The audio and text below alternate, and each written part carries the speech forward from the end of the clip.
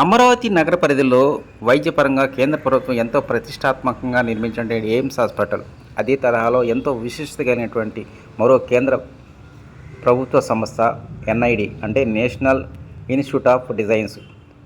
దేశంలోనే ఉన్నటువంటి అతి కీలకమైనటువంటి ఈ సంస్థకు జాతీయ అంతర్జాతీయ స్థాయిలో మంచి పేరుందని చెప్పాలి. కేంద్ర వాణిజ్య మరియు పరిశ్రమల మంత్రిత్వ శాఖలో నిర్వహించేటువంటి అటానమస్ సంస్థగా దీన్ని చెప్పవచ్చు. ప్రపంచ అగ్రశ్రేణి డిజైన్ పాఠశాల జాబితాలో దీన్ని చేర్చారు.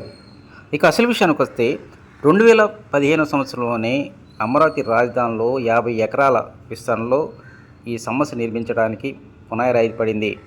అయితే ఈ బిల్డింగ్ నిర్మాణం పూర్తయ్యేంత వరకు గత మార్చి నెల అంటే 2024 మార్చి నెల వరకు ఆచార్య నాగార్జున యూనివర్సిటీలో 4 సంవత్సరాల ఎన్ఐడి కోర్సులు నిర్వహించారు. ఈ 2024 మార్చి నుంచి విద్యార్థుల క్లాసు మాత్రం ఐనుగోలు సమీపంలో ఉన్నటువంటి ఈ ఎన్ఐడి క్యాంపస్లో క్లాసులు నిర్వహిస్తూ ఉన్నారు.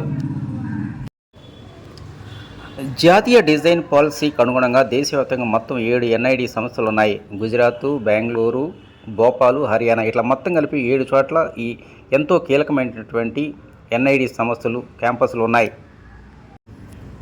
2014-2019 మధ్య అప్పటి టీడీపీ గవర్నమెంటు అమరావతి రాజధాని ప్రాంతంలో దాదాపు 130 ప్రభుత్వ ప్రైవేటు సంస్థలకు భూమి కేటాయించింది. వాటిలో ఎంతో కీలకమైనటువంటి సెంట్రల్ గవర్నమెంట్ అయినటువంటి తపాలా శాఖ, Indian navy, NID, central university, అదేవిధంగా ఐఎండి, సిబిఐ లాంటి కీలకమైనటువంటి ఆఫీసులు నిర్మించడానికి స్థలం కేటాయించింది. వాటిలో ఎన్ఐడి కూడా ఎంతో కీలకంగా చెప్పాలి.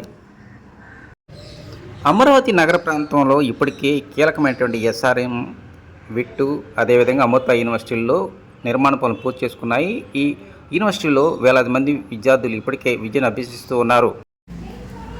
రాష్ట్రంలో కూటమి ప్రభుత్వం వచ్చిన తర్వాత అమరావతి రాజధాని నిర్మాణ పనులు ఊపందుకున్నాయి. మరోవైపు గతంలో నిర్మాణానికి భూమి కేటాయించినటువంటి సమస్యలు కూడా ఇక్కడ నిర్మాణం చేపట్టడానికి ఇప్పటికే ముందుకొస్తున్నాయి.